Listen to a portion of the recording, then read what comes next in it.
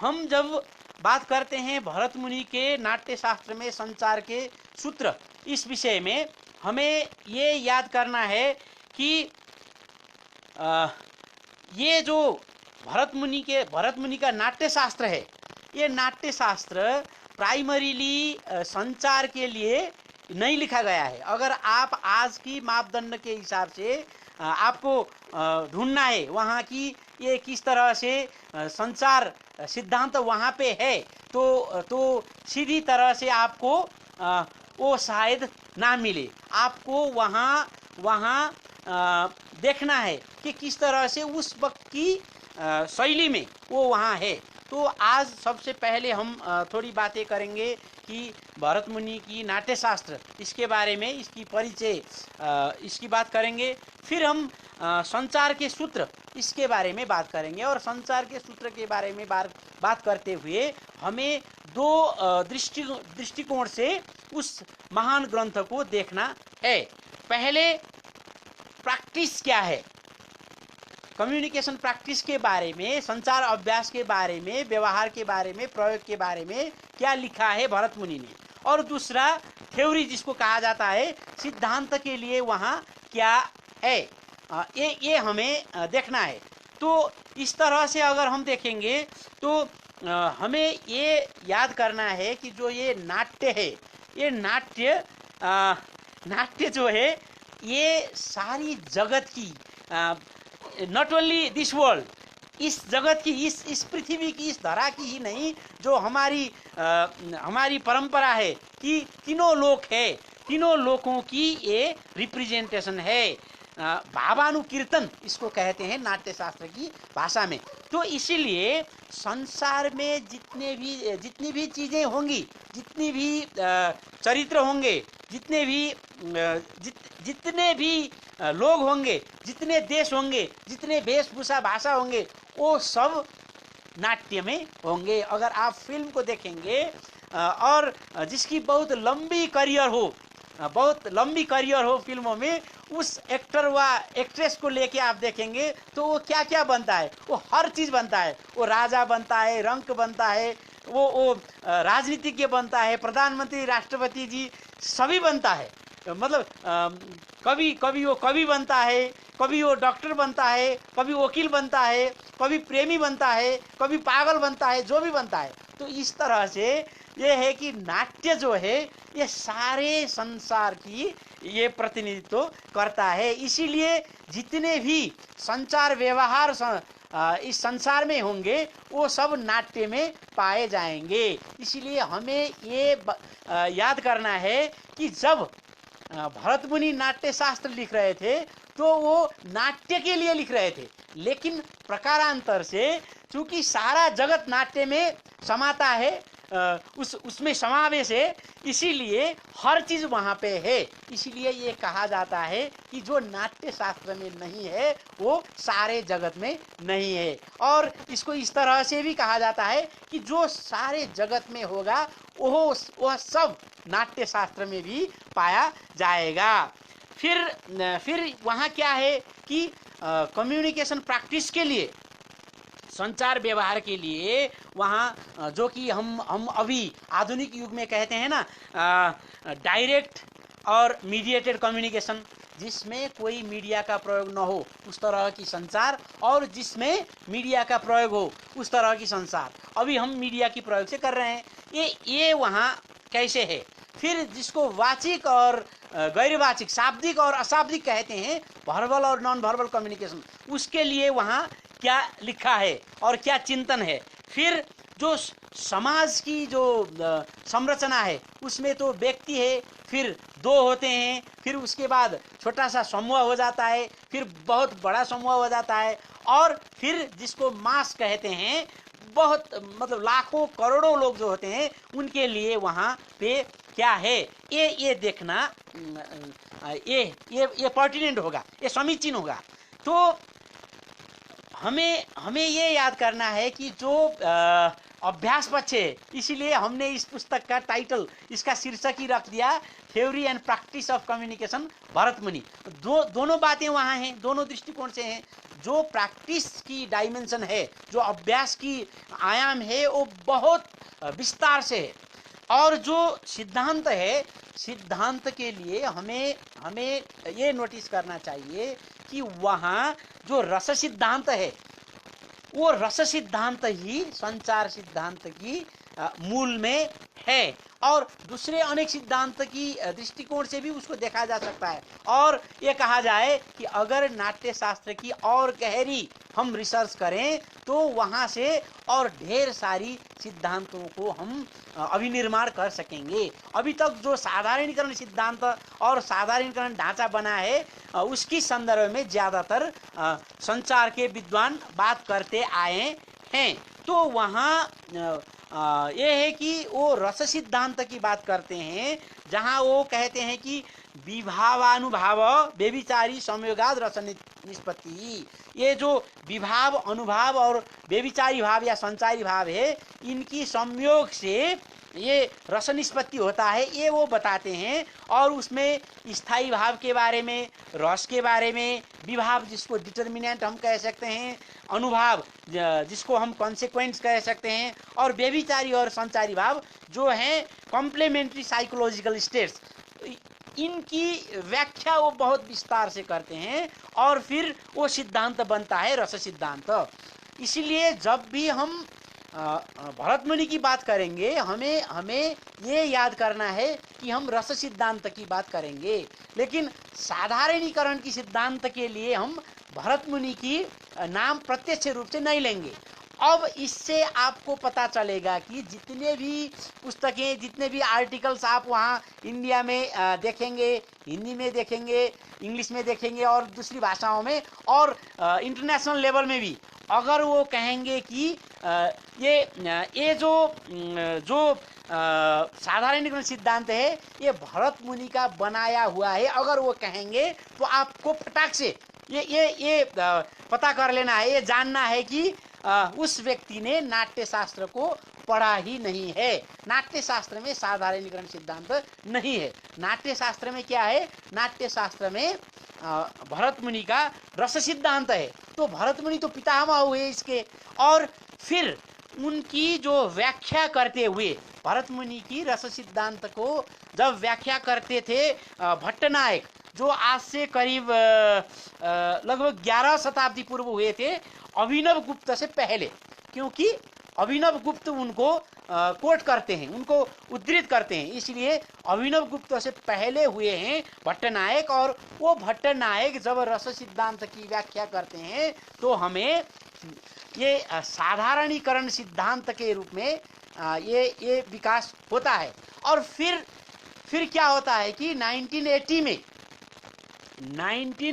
में जब लोग कम्युनिकेशन थ्योरी में ये नॉन डी वेस्टर्नाइजेशन की बात कर रहे थे, नॉन वेस्टर्न कंट्रीब्यूशंस की बात कर रहे थे, तो उस वक्त कुछ विद्वानों ने, जैसे जे.एस. यादव में, आई.पी. तिवारी ने, उन्होंने ये पटल पे रखा कि देखो इधर हमारे पास जो भरत मुनि का, उन्होंने कहा कि ये साधारणीकरण सिद्धांत है, ये संचार से मिलता है, या एक तरह से कहेंगे तो ये यहाँ की संचार सिद्धांत है। लेकिन उसमें थोड़ा हमें याद ये करना है कि साधारणीकरण की मूल नाट्य शास्त्र में है, लेकिन साधारणीकरण सिद्धांत जो है वो बाद में जो भट्टनायक हैं उन्होंने विकास किया, उन्होंने अभिनिर्माण किया।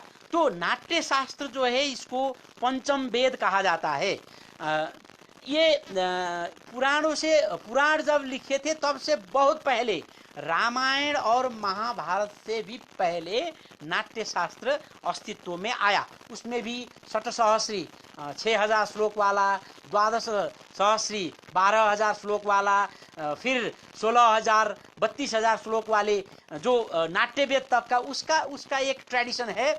लेकिन आज जब हम नाट्य शास्त्र की बात करते हैं तो हमारी हमारी मस्तिष्क में, हमारी जेहन में भरत मुनि का नाम आता है। लेकिन ये इसकी ट्रेडिशन हम देखेंगे तो वहाँ शिव की, नंदिकेश्वर की, ब्रह्मा की, इस तरह की वहाँ उल्लेख है।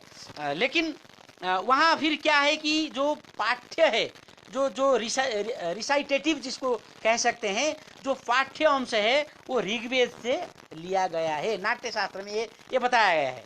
जो गीत है, सॉन्ग्स, जो वो सामवेद से लिए गए हैं।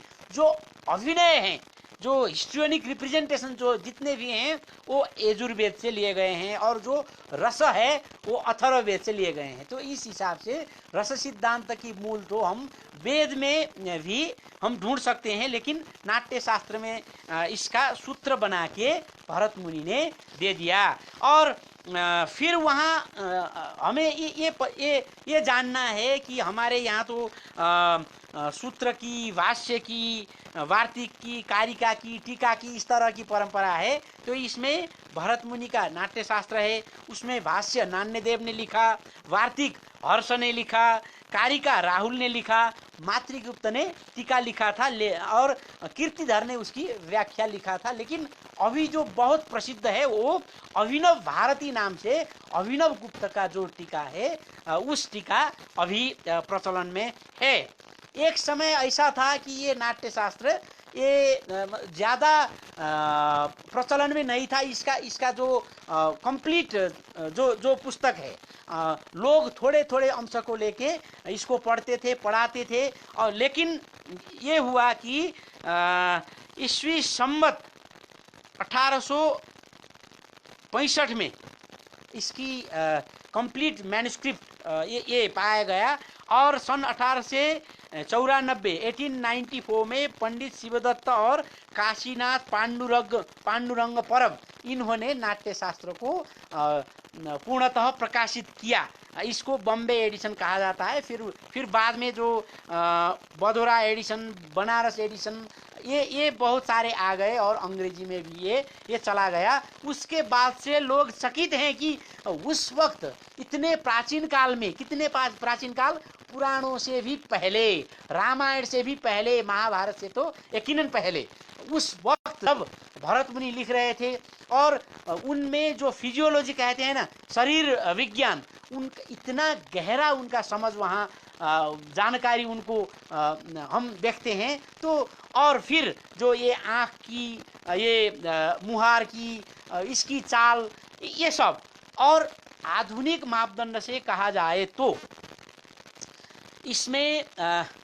इसमें जो आंगिक अभिनय, वाचिक अभिनय, आहार्य अभिनय, सात्विक अभिनय, ये चार प्रधान अभिनय के बारे में वहाँ बताया गया है।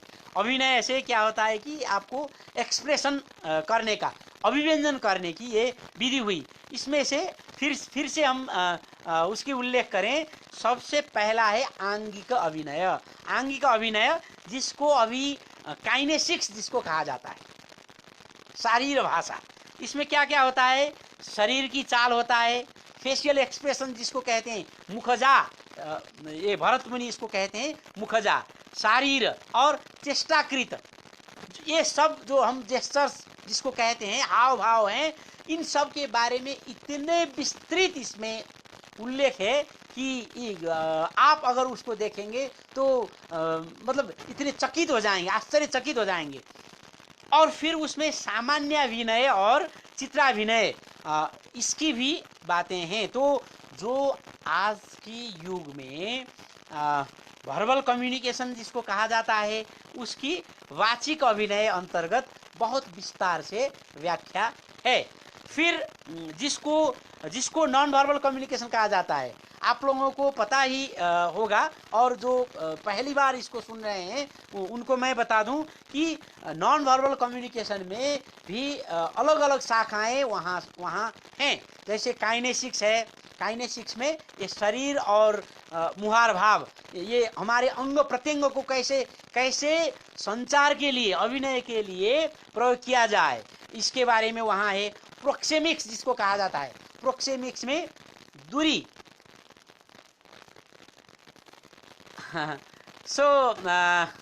सो जो जो उन्होंने लिखा है, और ये जो नाट्य शास्त्र है ये कौटिल्य से भी बहुत पहले है।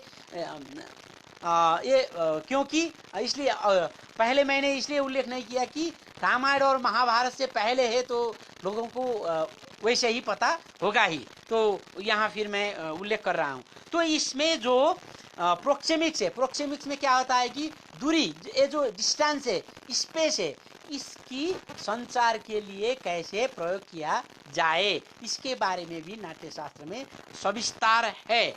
फिर वहाँ जो प्रोनेमिक्स जिसको कहा जाता है, समय भाषा कि रात में, दिन में, संध्या में, उषा काल में क्या किया जाता है, और अगर नाटक में उसको दिखाया जाए तो उसकी मतलब क्या होता है, ये सब भी वहाँ है। फिर वहाँ वोकालिक्स जिसको कहते हैं, ये समभाषा हम कह सकते हैं कि जैसे अभी मैं बोल रहा हूँ, ये तो शाब्दिक संचार हुआ, लेकिन किसी शब्द को, किसी वाक्य को कैसे उच्चारण किया जाता है, इससे उसकी अर्थ में, उसकी तात्पर्य में अंतर आ जाता है। जैसे मैं कहूँ अब घर चलें, तो एक अर्थ होगा अब घर चलें, दूसरा अर्थ होगा अब घर चलें, तो इसमें थोड़ा अलग अलग इसका तात्पर्य होता है। तो इस हिसाब से हम देखेंगे तो ये जो वहाँ वाचिक अभिनय अंतर्गत ये जो वोकालिक्स है उसके भी ये बताते हैं। फिर जो चित्राभिनय, सामान्य अभिनय अंतर्गत ये जो फिजिकल कॉन्टेक्स्ट जिसको कहा जाता है, अभी नॉन वर्बल कम्युनिकेशन के अंतर्गत जो एक ब्रांच है, उसकी भी यहाँ सविस्तार नाट्यशास्त्र में व्याख्या है। तो फिर इसके बाद अब अगर हम देखेंगे तो इसमें जो यहाँ नाट्यशास्त्र में ये चर्चा करते हैं कि यहाँ ये रस और भाव की बहुत विस्तार से ये चर्चा करते हैं भरत मुनि, जिसमें आप लोगों ने सुना होगा नवरस, लेकिन नाट्यशास्त्र में नवरस नहीं है।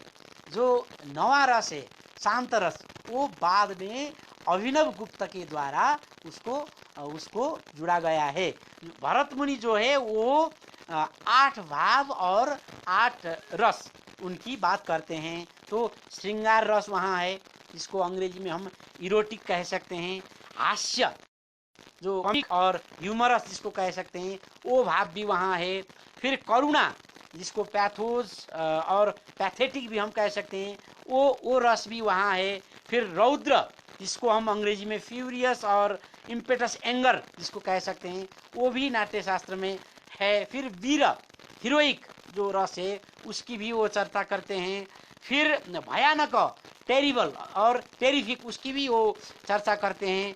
फिर विभत्स, ओडियस जिसको कह सकते हैं, उसकी भी चर्चा करते हैं। और अद्भुत जो मिस्टेरियस और मार्वेलस जो रस है, उसकी चर्चा करते हैं। और उसके लिए भाव क्या है, तो श्रृंगार रस के लिए भाव है रति, हास्य के लिए हास, करुणा के लिए शोक ये भाव है, रौद्र के लिए क्रोध भाव है, और वीर के लिए उत्साह है। फिर भयानक रस के लिए भय ये भाव है, और विभत्स के लिए जुगुप्सा है, जिसको डिस्गस्ट हम कह सकते हैं। और अद्भुत के लिए विस्मय ये भाव है।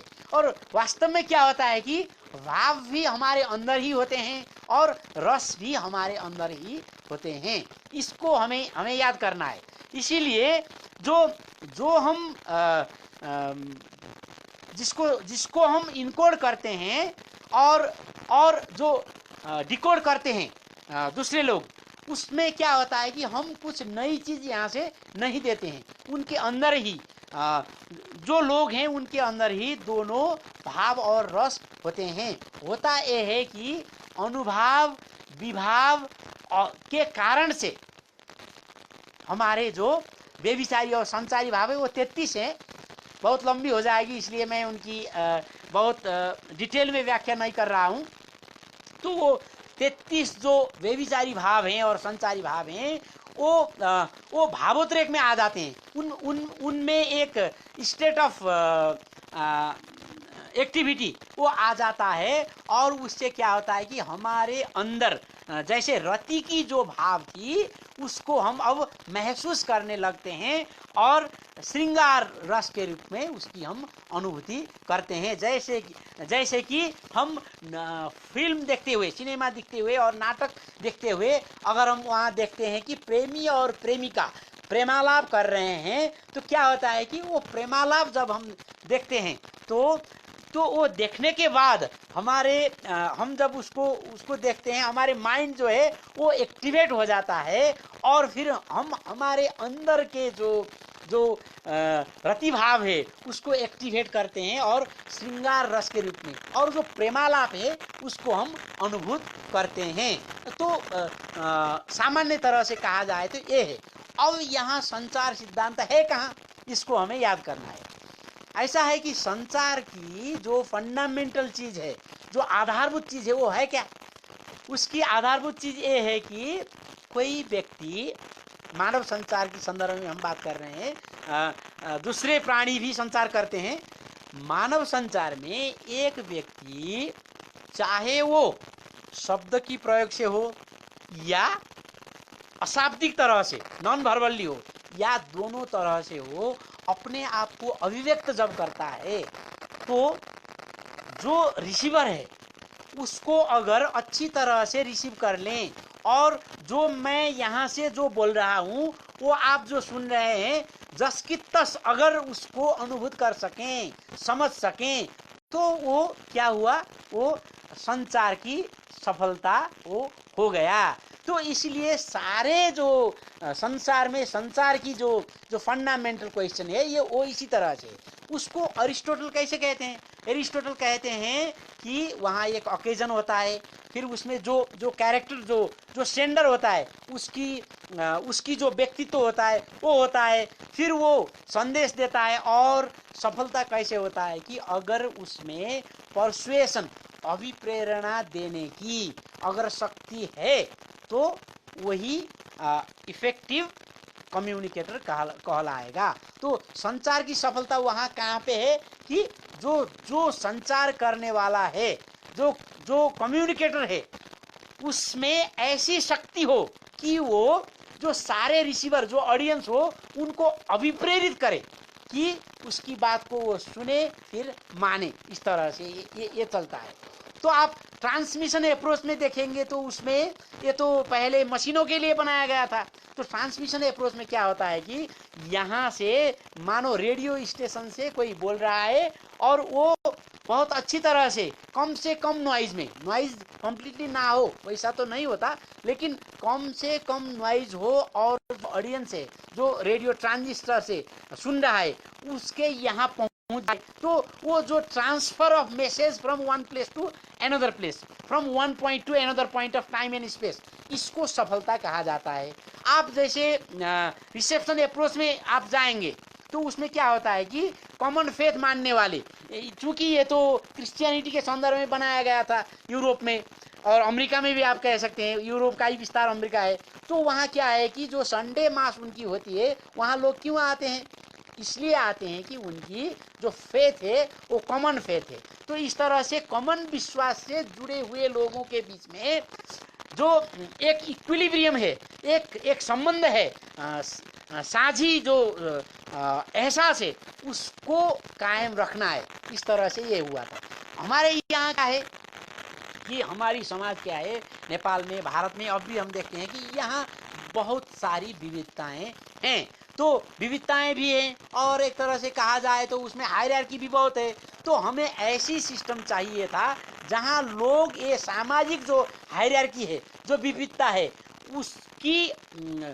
उसकी वजह से संचार करने में असफल ना हो। तो इसीलिए इन्होंने इसमें सहृदयता, समान हृदय, ये भाव से आया कि हम दिखने में अलग तो हैं, लेकिन हम अंदर से हैं एक ही। एक हम बहुश्याम से भी ये आया, या तो आप कह सकते हैं कि ये जो अद्वैत वेदांत में ब्रह्म सत्यम से जो सारा अंततो गत्वा ब्रह्म ही हैं हम सब, उन्हीं की प्रकटित स्वरूप हैं। इससे गीता में भी कहते हैं श्री कृष्ण अर्जुन को कि ये सारे जगत जो हैं वो हम सब एक ही हैं, चाहे जिस जाति के हों, जिस तरह के प्राणी हों, ये हम सब ये करते हैं। तो इस हिसाब से यहाँ तो ये मान्यता है। और इसी की व्याख्या ये है कि जो रस सिद्धांत से और भाव और रस की व्याख्या से भरत मुनि ने ये दिखाया है कि जो लोग हैं दिखने में वो अलग होंगे, उनकी जाति अलग होगी, उनकी भाषा अलग होगी, उनकी संस्कृति अलग होगी, लेकिन जो अंतर्य में है हर एक की भाव एक ही है और हर एक उस भाव को एक ही रस के रूप में वो महसूस करता है। तो मेरे पास जो भी भावना है वो भावना आपके अंदर भी है, दूसरे के अंदर भी है, अफ्रीका में जो अभी रहा होगा उसके अंदर भी है, अमेरिका में, लैटिन अमेरिका में, जहाँ कहीं भी भावना एक ही है। चीन में जो हो, भारत में जो हो, नेपाल में जो हो, सभी की अंदर जो भावनाएं हैं वो एक ही हैं। 8 भावनाएं वो हैं। और अगर उनको ठीक तरह से अनुभाव और विभाव की प्रयोग हम कर सकेंगे तो हम जो कहना चाह रहे हैं वो दूसरों को संचारित हो जाएगा। और अंततोगत्वा इससे क्या होगा कि जो हम सोच रहे हैं, जो कम्युनिकेटर सोच रहा है, वो रिसीवर भी वही सोच लेगा, वही उसको बोध होगा और अंततोगत्वा वहाँ पे ऐक्य हो जाएगा। और इसको भावों का साधारणीकरण कहा भट्टनायक ने। तो ये तो फंडामेंटली ये संसार की जो मेजर क्वेश्चन है यही तो है। संसार की क्वेश्चन यही है कि कैसे जो लोग अपने आप को एक्सप्रेस कर रहे हैं वो टारगेट ऑडियंस तक इफेक्टिवली कैसे पहुंचे और जो टारगेट ऑडियंस है वो उसको बहुत अच्छी तरह से समझे। तो इसके लिए वो एक होलिस्टिक अप्रोच जिसको कहा जाता है और इंटीग्रेटेड अप्रोच भी आप कह सकते हैं, वो भरत मुनि लेते हैं। इसीलिए वहाँ वो क्या क्या प्रयोग करते हैं, तो वो प्रयोग करते हैं कि कैसे शब्दों से उसको कहा जाए। इसके लिए वाचिक अभिनय की बात हुई, कैसे ये जो शारीर भाषा है, नॉन वर्बल में भी अपने शरीर के जो काइनेसिक्स जिसको अभी कहा जाता है उसको बहुत इफेक्टिवली कैसे प्रयोग किया जाए, जो दूरी है, डिस्टेंस है, उसको कैसे प्रयोग किया जाए। जैसे आप सभी लोगों को छूते हैं क्या? नहीं ना। अभी जो कोविड-19 हुआ इसकी वजह से तो दूरी कायम रखना और ज़्यादा महत्वपूर्ण हो गया है। तो हम देखते हैं कि हमारे डे टू डे प्रैक्टिस में हम पति पत्नी के बीच में जितनी दूरी होता है वो दूरी, और कोई नया आदमी कोई मिले रास्ते में उसकी दूरी एक होता है, वो नहीं होता है। और हम जब रास्ते में लोगों को देखते हैं कि वो जा रहे हैं और उनके बीच में जितने डिस्टेंस मेंटेन कर रहे हैं उससे हम पता लगा सकते हैं कि वो कितने निकट हैं। और दूसरी तरह से कहेंगे तो अगर हम रास्ते में जा रहे थे तो हमारे परिचित जो हैं वो जितने नज़दीक हमारे आते हैं और हम ऑफेंडेड महसूस नहीं करते, अगर कोई अपरिचित आ जाए तो उतना हम उसको टॉलरेट नहीं करेंगे। मतलब इस जगत में हर व्यक्ति को अपना जो स्पेस का एक सेंस होता है, ये फर्क होता है, किसी में बहुत ज़्यादा होता है, किसी में कम होता है। तो लेकिन ये होता है कि हम कितने स्पेस मेंटेन करते हैं और कैसे स्पेस में किस तरह से बातें ये करना चाहिए, इसकी एक एटिकेट है। ये पश्चिम में भी है, हमारे में भी है। और फिर इसी के अंतर्गत आता है हैप्टिक्स जिसको कहा जाता है टच लैंग्वेज। टच लैंग्वेज में क्या होता है कि आप किसको किस तरह से टच करते हैं उस हिसाब से आप एक्सप्रेस कर सकते हैं। टच के थ्रू आप किसी को इंटिमिडेट भी कर सकते हैं, किसी को भयभीत कर सकते हैं। टच के थ्रू आप बहुत निकट जो संबंध है उसको भी आप महसूस करा सकते हैं। ये इरोटिक हो सकता है, जो श्रृंगारिक भाव है ना, प्रेमी प्रेमिका के बीच में जिस तरह से ये स्पर्श होता है, वो स्पर्श और जो माँ अपने बेटे व बेटी को स्पर्श करती हैं उसमें कैसा अंतर है आप स्वयं ये महसूस कर सकते हैं, आप स्वयं ऑब्जर्व कर सकते हैं कि इसको किस तरह से किया जाए। तो नाट्य शास्त्र में कि ये हाथ को, पैर को, ग्रीवा को, आँख को, इन हर चीज़ को कैसे आप प्रयोग कर सकते हैं ये तो है ही। फिर साथ में क्या है कि जो जो कैरेक्टर्स हैं वो कैसे अपने डिस्टेंस के माध्यम से एक कम्युनिकेट कर सकते हैं, ये सब बातें वहाँ हैं। तो अभी क्या होता है कि नाट्य शास्त्र जब हम कहते हैं तो लोग भरतनाट्यम, कुचिपुड़ी वगैरह वगैरह इनको समझते हैं, लेकिन वो वहाँ एक छोटी सी अंश वो है ही। वहाँ नाट्य शास्त्र में नाट्य कैसे हो, नाट्य हस्त, नृत्य हस्त, ये सब ये फिर जो जिसको पोस्चर कहा जाता है वो कैसे हो, वो सब है। फिर वहाँ क्या है, नाट्य शास्त्र वैसे तो नाटक के लिए लिखा था, लेकिन क्या होता है कि जब उन्होंने नाटक के लिए लिखा तो उस वक्त की जो समाज है उस समाज की बातें तो उन्होंने लिख दी। तो वहाँ आता है कि कैसे एक ऊंची दर्जा में रहने वाला आदमी नीची दर्जा में जो सर्वेंट है उसको एड्रेस कैसे करे, श्रीमती को एड्रेस कैसे करे, राजा को कैसे एड्रेस करे, समाज में जो विभिन्न वर्ग होते हैं उसमें कैसे एड्रेस करें, ये संबोधन, इससे हमें उस वक्त की सोशल हायरार्की ये पता चलता है।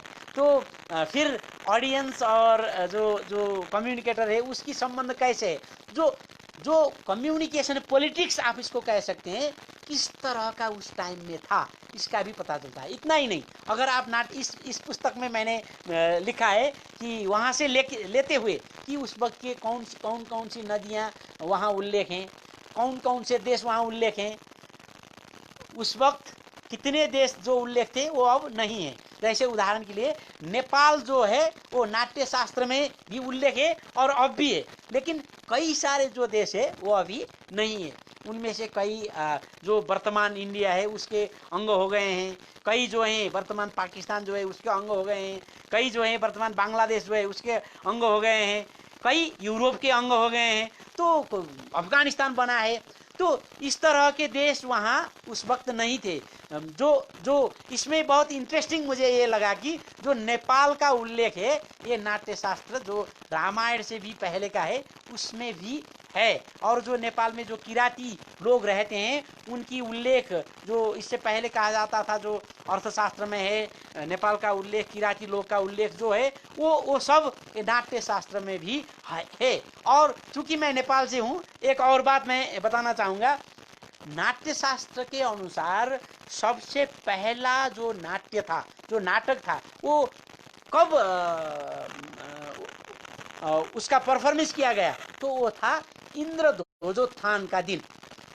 और नेपाल में आज भी इंद्र जात्रा मनाया जाता है। काठमांडू जो उपत्यका है, काठमांडू वैली, वहाँ इंद्र जात्रा आज भी बहुत अच्छी तरह से मनाया जाता है। एक तरह से कहा जाए तो पूरे संसार में जो इंद्र जात्रा है उसकी जो भव्यता है वो अभी काठमांडू उपत्यका में ही है।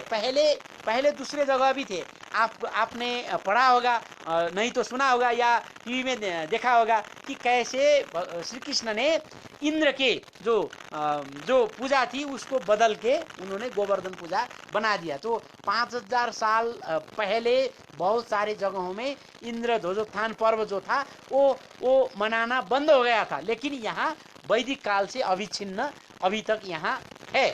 तो फिर हमें संचार के हिसाब से, संचार सिद्धांत के हिसाब से और संचार व्यवहार के हिसाब से भी यहाँ से बहुत सारी चीज़ें हमें मिलता है। तो उस वक्त जैसे अभी आया है ना, फेमिनिस्ट पर्सपेक्टिव से कम्युनिकेशन को देखा जाए तो आप यहाँ से भी आप देख सकते हैं। सो देन हम क्या देख सकते हैं कि यहाँ जो तत्कालीन समाज में महिला पुरुष की जो अंतर संबंध हो वो कैसा था, उस वक्त की राजनीति कैसे थी, उस वक्त का समाज, उस वक्त का जो वेशभूषा, जो ड्रेसअप ये होते हैं ना, उस वक्त के जो इटरीज जो खान पान होते हैं ना वो कैसा था। जैसे उदाहरण के लिए जो चावल, पका हुआ चावल है जिसको हम नेपाल में भात बोलते हैं, तो उस वक्त नाट्य शास्त्र में वो प्रमुख खाद्य के रूप में वर्णित है। इस तरह से हम उस वक्त की समाज कैसी थी, ये सब हम रिसर्च करने के लिए नाट्य शास्त्र बहुत बड़ा एक स्रोत है। और प्रसंगवश मैं आपको कहूँ कि हमारे यहाँ संस्कृत वाङ्मय में कुछ ग्रंथ ऐसे हुए हैं जिसको हम विश्वकोश, इंसाइक्लोपीडिया कह सकते हैं। इंसाइक्लोपीडिया बुक जो हम हैं, जैसे कि ये नाट्यशास्त्र हुआ, नाट्यशास्त्र में इतना ज़्यादा ज्ञान है कि मतलब सैकड़ों रिसर्चर उसमें लगे तो भी उसमें सब्जेक्ट मैटर्स हैं रिसर्च करने के लिए। महाभारत एक वैसा ही ग्रंथ है। महाभारत में भी आपको बहुत सारी चीज़ वहाँ मिलेंगे। और जो कौटिल्य अर्थशास्त्र जिसको कहा जाता है, वैसे उस पुस्तक में लेखक का नाम विष्णुगुप्त कहा गया है। और जो अर्थशास्त्र है वो भी इसी तरह का एक विश्वकोश हम कह सकते हैं, ऐसा एक ग्रंथ है। तो हम नाट्यशास्त्र को हो, महाभारत को हो या कौटिल्य अर्थशास्त्र हो, इस तरह के ग्रंथों को अगर हम देखेंगे तो कोई राजनीति शास्त्र के दृष्टिकोण से देखे, कोई समाज शास्त्र के दृष्टिकोण से देखे, कोई नृशास्त्र एंथ्रोपोलॉजी जिसको कहते हैं उसकी दृष्टिकोण से देखे, कोई इकोनॉमिक्स के दृष्टिकोण से देखे, तो उसी तरह से हम जो है संचार शास्त्र की दृष्टिकोण से अगर इसको देखेंगे तो इससे क्या होगा, इससे दो बहुत महत्वपूर्ण उपलब्धि होगी। एक तो हमें पता चलेगा कि उस समय का संचार व्यवहार और संचार सिद्धांत कैसा था, और फिर उसके बाद में हमें ये पता चलेगा कि आज की संचार व्यवहार और सिद्धांत कैसा होना चाहिए। क्योंकि जब कोई सिद्धांत बनता है तो ये चार फंक्शन, चार प्रकार ये करता है। ये डिफाइन करता है, डिफाइन और डिस्क्राइब करता है, ये एक्सप्लेन करता है, फिर ये प्रेडिक्शन करता है, और फिर ये कंट्रोल के लिए या तो व्यवहार में उसको कैसे अवलंबन किया जाए इसके लिए भी आधार प्रदान करता है।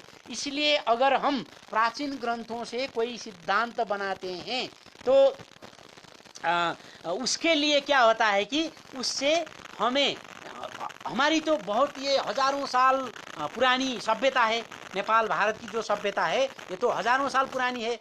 और सर्वाइवल ऑफ द फिटेस्ट इस सिद्धांत के अनुसार संसार के कई सभ्यता अभी या तो वो पुस्तकों में पाए जाते हैं या तो वो अभी कोई संग्रहालय में वो हैं, लेकिन हम तो जीवंत सभ्यता हैं अभी तक। तो इसका मतलब ये है कि हमारा जो प्रशासन था, हमारा जो अर्थतंत्र था, हमारा जो संचार जो पद्धति था वो एक जीवंत सर्वाइवल ऑफ द फिटेस्ट वाला ये था। इसीलिए अगर हम फिर से उन सिद्धांतों को पढ़ सकें और स्थितिगत्यात्मक स्टैटोडायनामिक विधि से हाल की युग की जो प्रविधि है उसको भी हम ले लेंगे और उसको एडेप्ट करेंगे, अब के हिसाब से उसको व्यवस्थापन करेंगे, तो संसार में हम क्या कर सकते हैं कि संसार के माध्यम से सहृदयता की संबंध कैसे प्रवर्धन करें ये संदेश दे सकते हैं। क्योंकि आज भी संसार में क्या है कि जो विभाजन है, जो द्वंद्व है, ये सब हम कह सकते हैं। एक टिप्पणी यहाँ मैंने देखा, भारत और नेपाल के संबंध रामायण काल से चले आ रहे हैं। सिर्फ रामायण काल से नहीं, उससे भी बहुत पहले से मैंने कहा, जैसे कि वेद का संपादन जो है वो नेपाल में किया गया, और फिर उसके बाद देन वहाँ गया, फिर भारत से यहाँ आया, ये बहुत हुआ। तो मुझे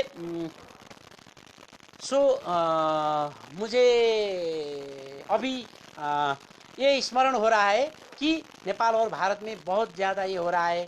और मुझे लगता है लगभग मैंने जो भरत मुनि के नाट्य शास्त्र के जो आउटलाइन है आप लोगों को प्रस्तुत किया है। वैसे ये तो विश्व के कोश है, यहाँ बहुत सारी चीज़ें हैं, लेकिन आप लोगों की जो इंटरेस्ट जगाने के लिए ये पर्याप्त है। अगर आपको ज़्यादा करना है तो आप सीधे नाट्य शास्त्र पढ़ने से शायद उतना आपके लिए वो इंटेलिजिबल ना हो, क्योंकि वहाँ कई संदर्भ में किस तरह से लिखा है। लेकिन जो माखनलाल चतुर्वेदी विश्वविद्यालय ने ये प्रकाशित किया है ये पुस्तक, इसको आप ले सकते हैं, पढ़ सकते हैं, और फिर मैं उपलब्ध हूँ ही।